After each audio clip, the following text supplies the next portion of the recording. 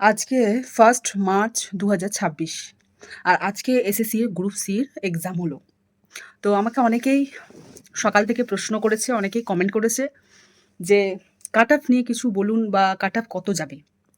তো সকাল থেকে আমি একটু আপসেট ছিলাম। তো আ সেজন্য আমি ভিডিওটা অনেক দেরিতে করছি।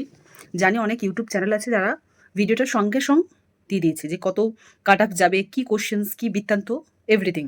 তো আমি একটু দেরি করলাম। ভিডিওটা দেখার পর তোমরা অবশ্যই কিন্তু কমেন্টে জানাবে যে তোমরা আমার সাথে একমত কি না।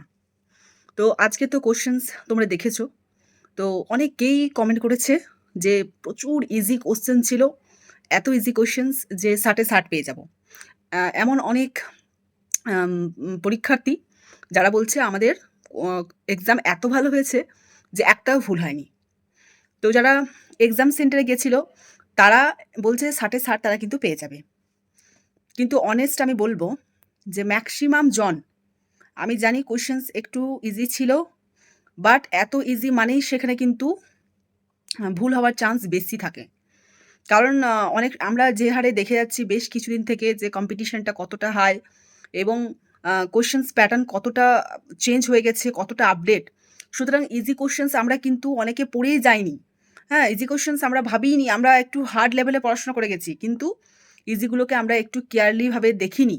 সুতরাং পরীক্ষা হলে মনে হয়েছে সব পারবো।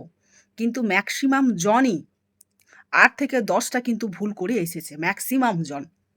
আমি সিওর যে মেক্সিমাম জন কিন্তু ৮ থেকে ১০ টা ভুল করেছে। যারা ভেবেছিল পরীক্ষা দিতে গিয়ে বা পরীক্ষা দেবার সময় যারা ভেবেছিল যে ৬০ এ ৬০ পাবে, আমি সিওর যে তারা ঘরে এসে যখন মেলাবে তখন দেখবে তারা ৬০ কিন্তু কোনোভাবেই পাচ্ছে না। তারা 50, 52, 53 এরকমই নাম্বার কিন্তু তারা পাচ্ছে। এক্সামের কাট অফ নির্ভর করে বেসিক্যালি কয়েকটা জিনিসের উপরে। অলরেডি হচ্ছে যে কোয়েশ্চেনস প্যাটার্নটা তোমার কেমন ছিল? মানে ইজি ছিল না মডারেট ছিল সেটার উপরে। ২ নাম্বার হচ্ছে তোমার ভ্যাকেন্সি কত আছে? আর ৩ নাম্বার হচ্ছে ওখানে কতজন প্রেজেন্ট ছিল। তো প্রেজেন্ট এ যদি কথা বলি অলমোস্ট কিন্তু বেশিরভাগই জন প্রেজেন্ট ছিল। প্রায় ১৬ লাখের মতো ক্যান্ডিডেট ফর্ম ফিল আপ করেছে। ভ্যাকেন্সি আছে তোমাদের ৩,০০০ সামথিং এরকম একটা ভ্যাকেন্সি আছে। তো তো এই এক্সামটা হয়ে যাওয়ার পর তোমাদের আছে টাইপিং। তারপরে তোমাদের একাডেমিক কোয়ালিফিকেশনস এর উপরে তোমাদের একটা নাম্বার আছে। তো টাইপিং টেস্টে কিন্তু অনেকেই বাদ যাবে।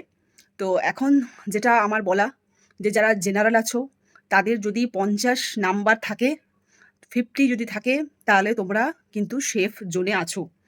আর যারা ওবিসি আছো তারা 45 থেকে 50 র মধ্যে যদি থাকো তাহলে তারা কিন্তু সেফ জোনে আছো। তোমরা অবশ্যই কিন্তু কমেন্টে জানাবে বাড়ি এসে কোয়েশ্চেনস মিলিয়ে তোমাদের কত নাম্বার আসছে